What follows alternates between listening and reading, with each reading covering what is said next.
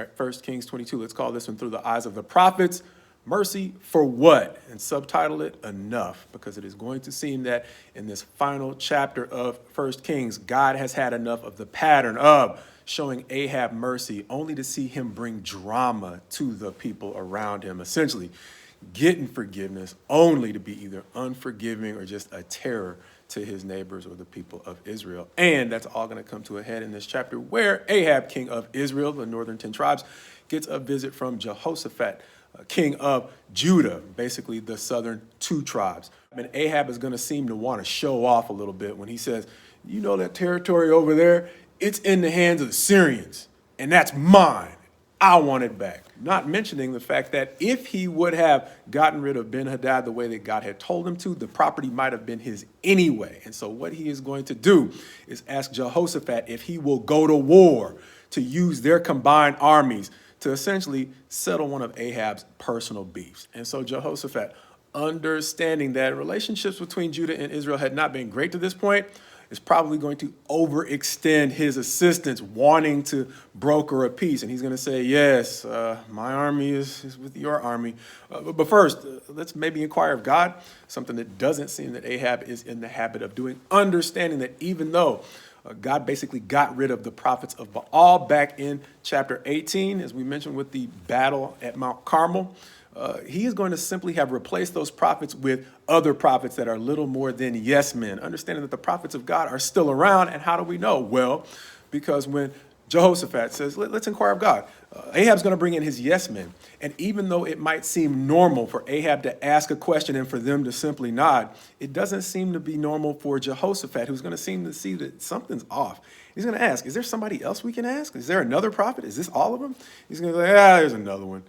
And Ahab's going to be like, but I don't like him because he never prophesies anything good about me. Which begs the question, are you doing anything good for him to actually applaud or laud or say anything good about? But that's irrelevant to Ahab, seemingly, as they go get Micaiah. And so as they bring Micaiah in, Ahab's going to ask him the same question. Should we go up against the Syrians? And Micaiah, surprise, surprise, is going to say, yeah, just like all the other prophets. But the fact that he says yeah in the text is not going to potentially communicate the way in which he said it, because Ahab is going to get ticked and he's going to be like, how many times do I have to tell you to tell me the truth? As if he really wants to hear it, because Micaiah is then going to tell him the truth. I saw Israel scattered on the mountains as sheep without a shepherd. And he's going to go on to say this in chapter 22, verse 17. And the Lord said, these have no master. Let each return to his home in peace. And Ahab, even though that seems to be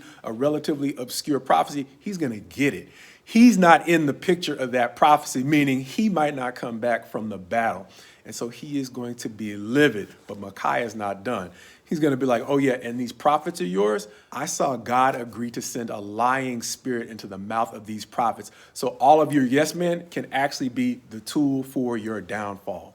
And so that ain't going to please Ahab anymore. And in response or thanks, he's going to command that Micaiah be locked up and put on meager rations of bread and water. Thanks, Micaiah. That's what the truth will get you.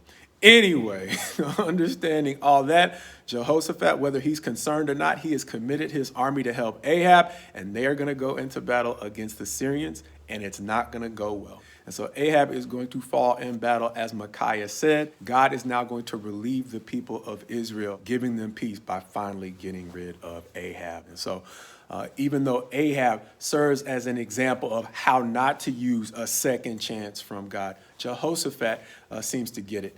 This close call with death is going to carry him forward into leading Judah in a more healthy direction. And understanding that Ahab's gone, he is now going to have to work with Ahab's son, who isn't going to seem to be significantly enough different from Ahab. And so what we see Jehoshaphat doing by the end of the chapter is learning how to maintain the peace with Israel while setting healthy enough boundaries that will allow him to lead Judah in a more healthy direction. And so as we've gotten out of the habit of saying, but it still holds true, my prayer for me is my prayer for you, that to the degree we are negotiating difficult relationships, that God give us not only the wisdom, but the diplomacy to have peace in difficult relationships, but not just peace, the ability to set significant enough boundaries that we can move forward in a healthy direction.